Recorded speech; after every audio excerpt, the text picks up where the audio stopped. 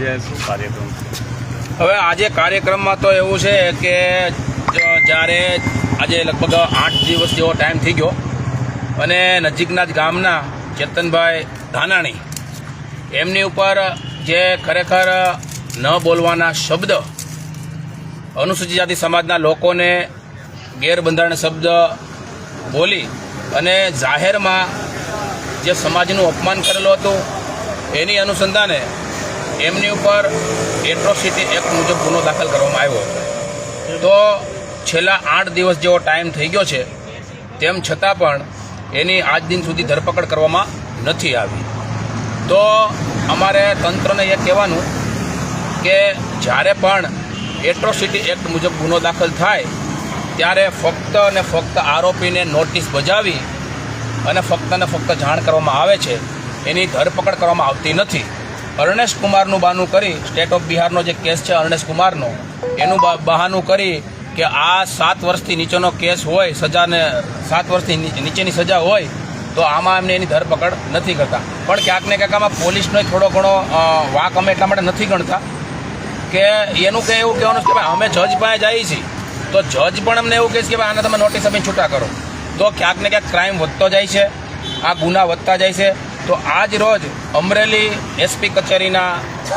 આજે પાછળ છે એસપી કચેરી છે તો અમે બહાર બેઠા છીએ અને જાણવા મળ્યું કે અમરેલીના એસપી સાહેબ આજ રોજ ગાંધીનગર છે, તેમજ તપાસ કરતા અધિકારી એટલે કે ગઢવી સાહેબ ડીવાયએસપી સાહેબ છે SC/ST સેલના કે એમને તપાસ સોંપી છે। તો એમની પણ મારે ટેલિફોનિક વાત થઈ તો એણે પણ એવું કીધું, એણે ફોનમાં એમણે એવું કીધું કે ભાઈ એમને નોટિસ બજાવી દીધી છે પણ અમે કોર્ટથી ઉપર નથી, એટલે ફક્ત અમે નોટિસ દઈએ કે બીજું મારા હાથની વાત નથી, આવું એણે સ્પષ્ટ શબ્દોમાં કીધેલું। તો આજ રોજ અમરેલી એસપી કચેરીની બહાર જે ધરણાનો કાર્યક્રમ છે આજે અમે બેઠા છીએ અને જે કોઈ અધિકારી આવશે એને અમે આજ પ્રશ્ન પૂછવાના છીએ અને પોલીસ આમાં નિષ્પક્ષ રીતે કામ કરે એવી અપેક્ષા પહેલાં પણ હતી અને સારી રીતે જે પોલીસે કામગીરી કરી છે એને અમે બિરદાવીએ છીએ, નો ડાઉટ કે અમરેલીની પોલીસે ફટાફટ એટ્રોસિટી એક્ટ મુજબ ગુનો દાખલ કરી અને એના પક્ષ એનું રાજીનામું પણ લઈ લીધું। પણ આજ દિન સુધી જે આરોપી જો ખુલ્લો ફરશે તો બીજા વ્યક્તિને પણ આવું ક્યાંક ને ક્યાંક 2 પોટલી મારી અને આવા જે વાહિયાત વાતો છે જે એકાબીજા સમાજને સામે લાવવાના પ્રયત્ન કરશે તો લોકોમાં ભય અને ડર નહીં રહે। એટલા માટે આજ રોજ એસપી કચેરીની સામે અમે લોકો ધરણામાં બેઠા છીએ, જોઈએ હવે આગળ આ તંત્ર શું કાર્યવાહી કરે છે। મિત્રો હા, વસંતભાઈ ચાવડા શું કહેશો તમે? કહેવામાં તો હવે ભરતભાઈએ કંઈ બાકી નથી રાખ્યું, પણ હું એટલું જરૂર કહીશ કે અર્ણેશ કુમાર સ્ટેટ ઓફ બિહાર આનું જે જજમેન્ટને લઈને સુપ્રીમ કોર્ટે 7 વર્ષથી નીચેની સજાની જોગવાઈમાં નોટિસો પાઠવવાની જે વાત કરી છે, પણ એટ્રોસિટી એક્ટ એટલે સ્પેશિયલ લોમાં એટ્રોસિટીમાં આગોતરા જામીનની પણ જોગવાઈઓ નથી,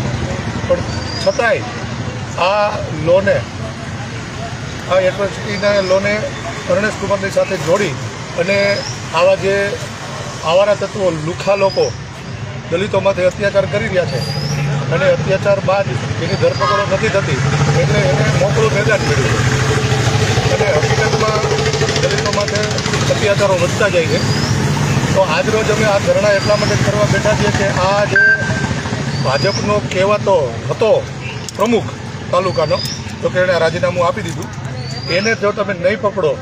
તો પછી બીજા લોકોને પણ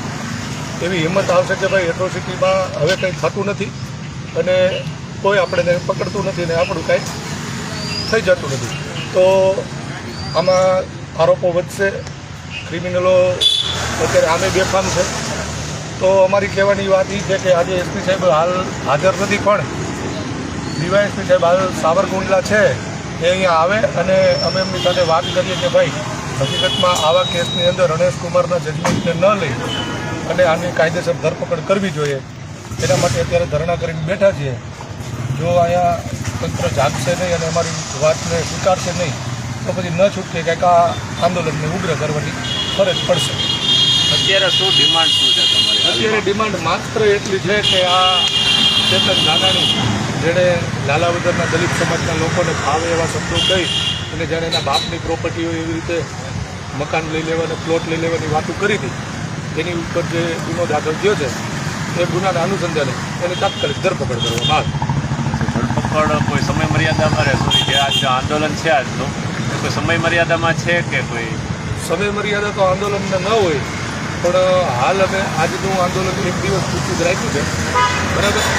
પણ આ 1 દિવસના આંદોલન બાદ જો પોલીસ સક્રિય થઈ અને એની ધરપકડ નહીં કરે તો પછી કાયમી માટે આંદોલન ચાલુ કરવું પડશે. અને અત્યારે તો એમ જ બેઠા છીએ ધરણા માટે, પછી કદાચ અનશને કરવા પડે, આત્મવિલોપનો કરવા પડે, કેમ કે હર વખતે અમે આંદોલનો કરીએ અને જ્યારે મરવા મજબૂર થાય ને ત્યારે આ સરકારની તંત્રની ને પોલીસની આંખો ખુલે છે ને પછી એક્શન ઉપર આવે છે. તો અમારે મરવું ન પડે ને આંદોલનો ન કરવા પડે એનું પોલીસ ધ્યાન રાખે. પ્રેમભાઈ એટ્રોસિટીનો કાયદો છે તે આમ શું કહે તમે સામાજિક કાર્યકર દલિત આગેવાન છો કાયદો શું કહે છે કે એની શું પ્રક્રિયા હોય છે? કાયદો તો એવું જ કહે છે કે આની અંદર કોઈ પણ આરોપી દલિત સમાજના કોઈ વ્યક્તિને હેરાન કરે, એની પર અત્યાચાર કરે તો એની તપાસ પછી કરવી, પહેલાં એની ફરિયાદ લઈ લેવી. ફરિયાદ લીધા બાદ આરોપીની ધરપકડ કરી લેવી અને આરોપીને કોર્ટમાં હાજર કરીએ ત્યારે પણ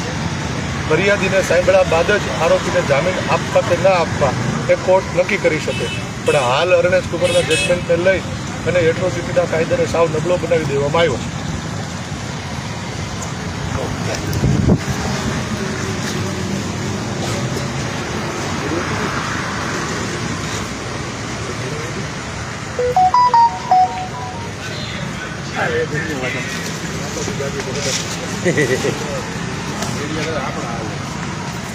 ચાલુ રાખું કે ચાલુ કરી દો કે હા